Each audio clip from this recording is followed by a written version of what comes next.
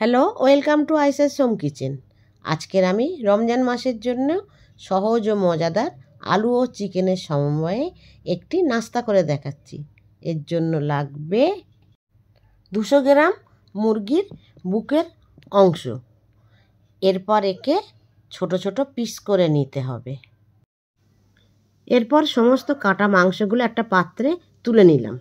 তারপর এতে দিতে হবে লবণ, টিক্কা মশলা, গরম মশলা, সিরকা 2 ঢাকা সমান 1 চামচ, লাল লঙ্কার গুঁড়ো 1 চামচ।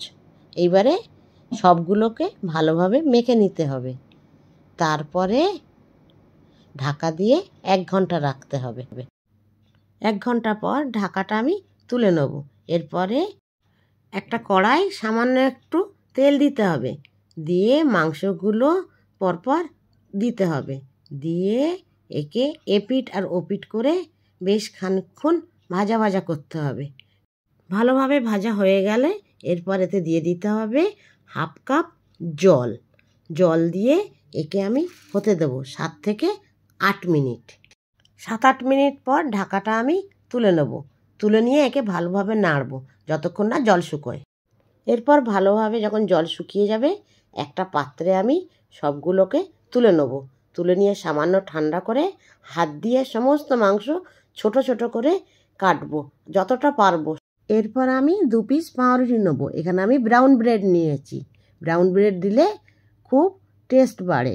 আমি ব্রেডগুলোকে ছোট ছোট করে পিস করে নিচ্ছি, নিলে মাংসের সাথে মাখাতে খুব সহজ হবে। আমার ব্রেডগুলো ছোট ছোট পিস করা হয়ে গিয়েছে। এরপরে আমি 2 থেকে 3 চামচ এতে জল দেব, দিয়ে একটা কিচেন ম্যাশারের সাহায্যে ভালোভাবে ম্যাশ করে নেব। আমার ব্রেডটা ভালোভাবে ম্যাশ হয়ে গিয়েছে। এরপরেতে আমি দিয়ে দেব 2টো ছোট ছোট আলু সিদ্ধ।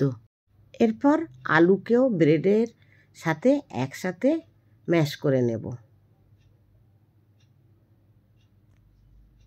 ব্যাস হয়ে গেল ম্যাশ করা। এরপরে সেই চিকেনটা ছোট ছোট করে কেটে রেখেছিলাম সেটাকে দিয়ে দিলাম। এরপরে একে একে মশলা দেবো কাঁচা লঙ্কা 4-5টা, ধনেপাতা 1/2 কাপ, পেঁয়াজ কুচি 1 কাপ, লঙ্কার গুঁড়ো 1 চামচ, আর দেব লবণ স্বাদ অনুসারে। এরপর এতে দিয়ে দেবো কাসুরি মেথি 1 চামচ। কাসুরি মেথি হাতে ভালোভাবে ঘষে দিতে হয়, তাতে সেন্ট ভালো হয়।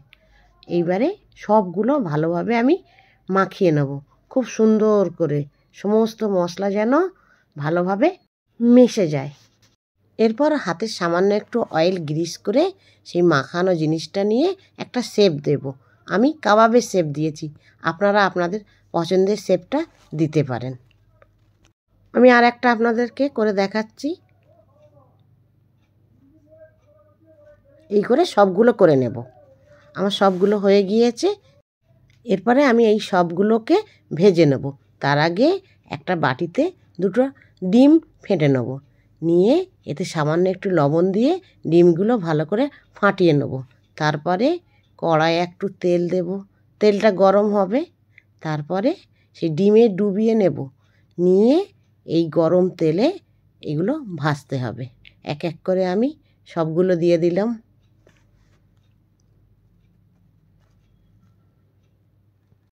এক পিঠ ভাজা হয়ে গিয়েছে, এবার অপর পিঠটাও আমি উল্টে দেব।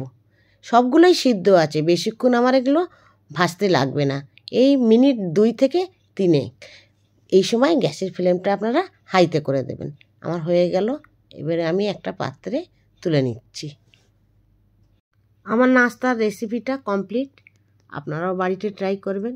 ভালো লাগলে লাইক করবেন, শেয়ার করবেন আর সাবস্ক্রাইব করবেন, আর কমেন্ট দেবেন যে কেমন হয়েছে। আর বাড়িতে ট্রাই করলে অবশ্যই জানাবেন।